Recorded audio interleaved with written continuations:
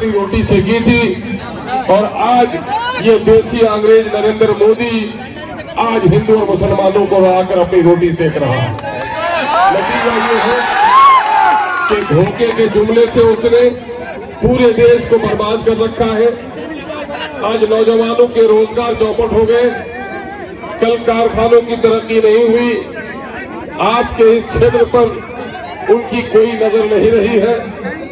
पिछले दिनों से बिहार की सरकार ने धोखा देकर जो डबल इंजन की सरकार बनाकर तरक्की का वादा किया, नीतीश कुमार ने भी इस क्षेत्र के लोगों को धोखा दिया है।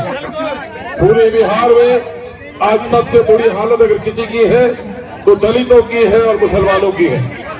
मेरे अजीजों और नौजवानों, दूसरी तरफ इस वक्त जो इंडी गठबंधन है, जिस कांग्रेस को और राजद को हमारे बुजुर्गों ने हमेशा वोट दिया है, उसने भी हमारे साथ छलावा किया है। मंदिर मस्जिद का झगड़ा कराकर, कब तो गारतगिरी कराकर, हिंदू और मुसलमानों को लड़ाकर मोदी ने राज किया। लेकिन महागठबंधन जो इंडी गठबंधन है इस वक्त, जिसमें कांग्रेस भी शामिल है, राजद भी शामिल है, दूसरी पार्टियां भी शामिल है, जो लेफ्ट के लोग हैं, इन लोगों ने भी लोगों के साथ छलावा किया है। आज से कबल बिरखुसूस में मुस्लिम नौजवानों, आपको ये बात कहना चाहूंगा, इस वक्त जब आप गांव में जाते हैं, हमारे बड़े बूढ़ों पर कहीं न कहीं से राजद का, कहीं न कहीं से कांग्रेस का भूत सवार है, और इन लोगों ने वोट दे देकर सरकारें बनाई है और सरकारों को गिराने का काम किया है। अगर गौर करोगे, हमारे पूर्वजों ने वोट देकर सरकार बनाई है और वोट देकर सरकार गिराई है। नौजवानों, पानी में न होकर रवानी, पानी को कौन कहेगा पानी। तुम्हारे अंदाज में संजीदगी होनी चाहिए। इलेक्शन का जलसा है, तमाशा नहीं। गौर से बातें सुनो। तुम्हारी तकदीर और तस्वीर किससे बदल सकती है? तालियों से, ताके से, कव्वाली से नहीं। आज बीज बोने का वक्त है, आज बोओगे वही काटोगे। ये वक्त तुम्हारी संजीदगी से समझने का है। तुम्हारे और हमारे पूर्वजों ने क्या किया? वोट देकर सरकार बनाई, वोट देकर सरकार गिराई। जिस वोट में ताकत है सरकार बनाने की, सरकार गिराने की, अगर तुमने और हमने अक्ल से उसका इस्तेमाल किया, इस वोट में तुम्हारे इलाके की तस्वीर बदल देने की भी ताकत है। इस वोट में ताकत तुम्हारे नस्लों की तस्वीर नहीं बदल देने की ताकत है। इसलिए उस अंदाज से अपने वोट का इस्तेमाल करना है। बिहार में मजलिस इत्तेहादुल मुस्लिमीन एमआईएम एक नया तजुर्बा कर रही है। कल तक जो लोग कहते थे कि सिर्फ मुसलमानों की पार्टी है, ऐसे बेईमानों के मुंह पर एक करारा तमाचा पड़ा है कि आज प्रियंका चौधरी एक दलित की बेटी उम्मीदवार बनकर एमआईएम का झंडा लेकर आपको मुस्लिम नौजवानों से, बुजुर्गों से गुजारिश करना चाहूंगा कि दलित की बेटी ने आज बड़ी आशा के साथ एक ऐसे झंडे को उठाया है जिस झंडे को मुसलमानों ने भी बहुत ज्यादा कबूल नहीं किया। बहुत सारे हिस्सों में मैं मुबारकबाद देता हूँ दलित की बेटी को कि आप नौजवानों उठो, तुम अपनी खोई हुई क़यादत को तलाश करो, और तुम्हारी खोई हुई क़यादत तुम्हारे अक्ल और हुनर के जरिए से ही तुमको मुयस्सर हो सकती है। और वो क्या है? जिस मुल्क में तुम और हम रह रहे हो, ये जमहूरी मुल्क है। जमहूरियत में वोट नहीं है, तलवार है। ये तलवार अगर तुमने किसी सिपाही को दिया, इस तलवार से तुम्हारी पहरेदारी होगी। अगर ये तलवार तुमने किसी जालिम को दिया तो तुम्हारी तलवार से तुम्हारी गर्दन काटी जाएगी। बिहार में आज जो कुछ भी हो रहा है, बिहार में आज जो कुछ भी हो रहा है, आज मदरसों के साथ जो आफत आ रही है, कब्रिस्तानों में जो नाजायज कब्जा हो रहा है, बिहार शरीफ को जो जलाया गया है, हिंदू और मुसलमानों को लड़ाया जा रहा है, दलित और मुसलमानों की अनदेखी हो रही है, वो इसी वजह से हो रही है कि हमने वोट किसी को दिया तो हमारा एहसान भी नहीं मानना। अगर हमने वोट किसी को नहीं दिया, उससे घबराहट भी नहीं हुई। एमआईएम ये कहने के लिए आई है, जिससे मोहब्बत करो तो इत्तेहाद के साथ, जिसकी हमायत करो तो इत्तेहाद के साथ, जिसकी मुखालिफत करो तो इत्तेहाद के साथ। मैं एक आखिरी बात कहकर तुमको बताना चाहता हूँ, गौर से सुनोगे। बच्चा खालू के, मामू के बहुत ज्यादा अमीर हो, फूफा अमीर हो, ये मर जाए, क्या कोई बच्चा यतीम होगा? नहीं, यतीम नहीं होगा। बाप मजदूर हो, लकवा के बिस्तर में हो, जिस दिन बाप पर जाता है उस दिन बच्चा यतीम हो जाता है। ठीक उसी तरह से जब किसी कौम का कोई लीडर नहीं तो वो कौम भी यतीम हो जाती है। कल तक तुमने अहले गैरे को वोट दिया, कल तक तुमने दूसरे का झंडा ढोया, लेकिन तुम्हारी अपनी कोई जमात नहीं थी। मजलिस तुम्हारी जमात बनकर आई है। जिस जिस्म की एक टांगे काट दी जाए वो लंगड़ा कहला सकता है, लेकिन इंसान है। बाजू काट दिया जाए लूला कहला सकता है, लेकिन इंसान है। लेकिन अगर उसकी गर्दन काट दी जाए तो फिर वो इंसान नहीं, लाश है। जिस जिस्म में गर्दन नहीं वो लाश है। जिस कौम का कोई सरदार नहीं वो भी लाश की तरह। आज मेरी सियासतुद्दीन अवैसी से मोहब्बत करते हो, मेरी सियासतुद्दीन अवैसी बहस करते हैं पार्लियामेंट में, तुम्हारा सीना चौड़ा होता है कि नहीं होता? तुम्हारी गर्दन ऊंची होती है कि नहीं होती? तो अपने सीने को चौड़ा करके जीना चाहते हो या सिकुड़ करके? गर्दन उठाकर जीना चाहते हो कि गर्दन झुका करके? कांग्रेस राज और भाजपा तुम्हारे गर्दनों को झुकाकर तुमको जीने का आदी बनाना चाहती है।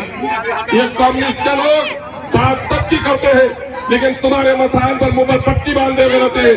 मजलिस इत्तेहादुल मुस्लिमीन तुमको सबक देने के लिए आई है कि न करबल में, न मक्तल में, न शाह के आगे मोमिन झुकता है, फकत अल्लाह के आगे। इसीलिए दलितों का, मुस्लिमों का, मजलूमों का और महरूमों का जो मामला होगा मस्जिद के सिर्फ दुआओं से नहीं होगा, मंदिर के पूजा पाठ से नहीं होगा। पार्लियामेंट में और असेंबली में जब तक वाजिब हिस्सा नहीं होगा तुमको तुम्हारा हिस्सा नहीं मिलेगा। एक और मालूमात की बात सुन लो, बिहार में इस वक्त 13 करोड़ की आबादी हुई। यहाँ पर जातीय जनगणना हुआ, जातीय जनगणना हुआ ना जी? गन्ना तो हुआ, लेकिन ये पता है इस गन्ने में क्या खबर आई? वो पता नहीं है। बता देता हूं पता। बिहार की आबादी 13 करोड़ हो गई। 13 करोड़ आबादी में मुसलमानों की आबादी 2 करोड़ 31 लाख 18%।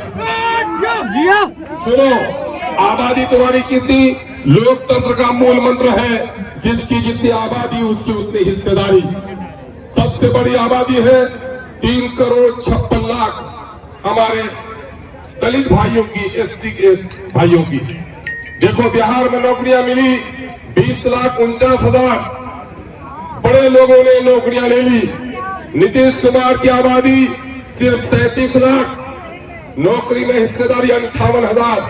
उसने अपने लोगों को वोट तो लिया ही, नौकरी दिलाया 1,18,000, 58,000 और नौकरी दिलाया 1,18,000। तुम्हारे दलित भाइयों की आबादी 20%, नौकरी में उनकी हिस्सेदारी होती है 4,11,000, उनको नौकरी मिली सिर्फ 2,91,000। उनकी नौकरी 1,11,000, 10,000 इन बेईमानों ने हजम कर ली।